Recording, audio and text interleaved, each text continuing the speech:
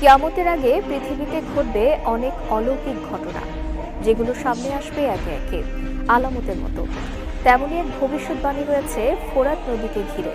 হাদিসে বলা হয়েছে, এই নদী শুকিয়ে যাবে আর তার তলদেশ থেকে প্রকাশ পাবে স্বর্ণের পাহাড়, যা নিয়ে শুরু হবে ভয়াবহ সংঘাত ও প্রাণহানি। সাম্প্রতিক সময়ে ফোরাত নদীর পানি নাটকীয়ভাবে হ্রাস পাওয়ায় হাদিসের এই বর্ণনা আবারও এসেছে আলোচনায়। বিস্তারিত ডেস্ক রিপোর্ট।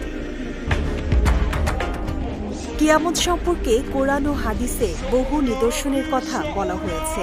সেই সব নিদর্শনের মধ্যে অন্যতম একটি হল মধ্যপ্রাচ্যের ঐতিহাসিক ফোরাত নদী শুকিয়ে যাওয়া এবং তার তলদেশ থেকে স্বর্ণের পাহাড় উন্মোচিত হওয়া। রাসূলুল্লাহ সাল্লাল্লাহু আলাইহি ওয়াসাল্লাম বলেছেন, ফোরাত নদী শুকিয়ে যাবে এবং তার নিচে একটি স্বর্ণের পাহাড় প্রকাশ পাবে। তখন মানুষ তা নিয়ে যুদ্ধ করবে। এই যুদ্ধে প্রতি ১০০ জনের মধ্যে ৯৯ জন নিহত হবে। প্রত্যেকে বলবে, হায়, যদি আমি বেঁচে যাওয়া ব্যক্তি হতাম।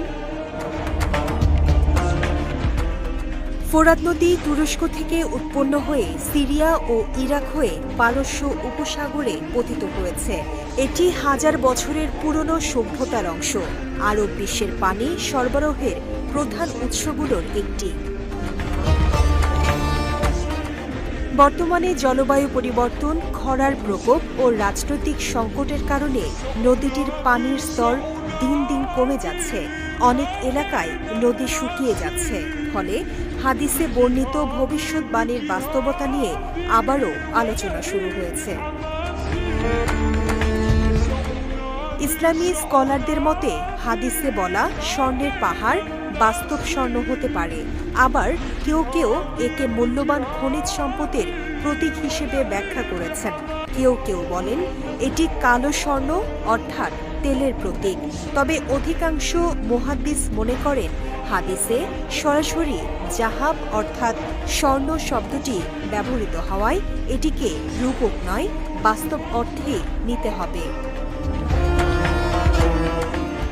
বিখ্যাত হাদিস ব্যাখ্যাকার ইবনে হাজার আসকালানী রহমতুল্লাহি আলাইহি উল্লেখ করেছেন, ফোরাত নদীর এই স্বর্ণের পাহাড় প্রকাশ কিয়ামতের বড় আলামতগুলোর মধ্যে একটি এবং এটি ইমাম মাহদীর আগমনের আগে ঘটবে।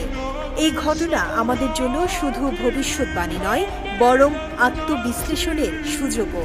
এ থেকে শিক্ষা নিয়ে আমাদের উচিত ঈমানকে মজবুত করা, আমলে মনোযোগী হওয়া এবং দুনিয়ার মোহ ছেড়ে আখিরাতের প্রস্তুতি গ্রহণ করা।